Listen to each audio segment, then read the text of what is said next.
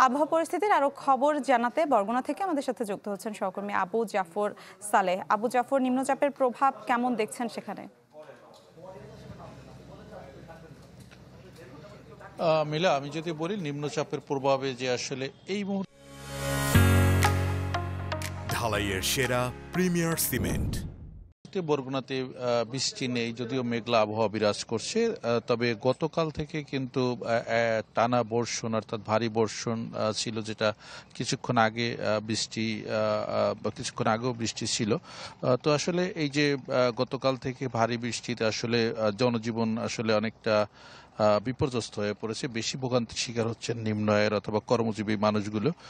তো আসলে যেটি দেখা যায় যে অন্যান্য সময় নিম্নচাপ আসলে যখন নিম্নচাপ হয় সেক্ষেত্রে নদীর পানি বৃদ্ধি পায়। তবে আমি আজকে পানি উন্নয়ন বোর্ডের কর্মকর্তাদের সাথে কথা বলেছি। তারা যে বিষয়টি জানিয়েছেন যে আসলে আজকে জোয়ারে নদীর পানি স্বাভাবিক ছিল, আসলে পানি তেমনটা বাড়েনি। তবে গতকাল ৯টা থেকে আজকে ৯টা পর্যন্ত ১১৯ মিলিমিটার বৃষ্টিপাত রেকর্ড করা হয়েছে। তবে এখন পর্যন্ত আসলে সেই ধরনের কোনো আসলে প্রভাব বৃষ্টি ছাড়া আসলে নদীতে তেমন বা সাগরের জোয়ারের পানি তেমনটা প্রভাব পড়েনি।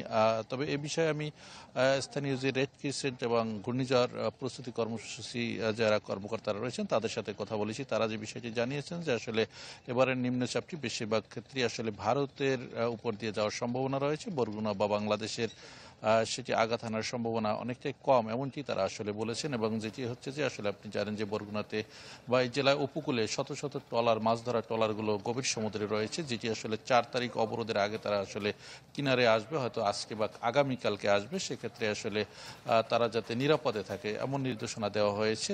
তো এখনও কিন্তু আসলে অনেকগুলো ট্রলার কিন্তু তারা এখন পর্যন্ত কিন্তু আসলে কিনারে পৌঁছেনি। সেগুলো কিন্তু হয়তো আগামীকাল রাতের দিকে তারা গভীর সমুদ্র থেকে তারা ফিরবে। তো আসলে আমরা গতকাল থেকে এখন পর্যন্ত কোনো ধরনের কোনো অনাকাঙ্ক্ষিত ঘটনা বা কোনো আমরা এ ধরনের কোনো খবর পাইনি। জি, তাছাড়া জি, ধন্যবাদ আপনাকে। বরগুনা থেকে আবু জাফর সালেহ আমাদের সাথে যুক্ত হয়েছিলেন।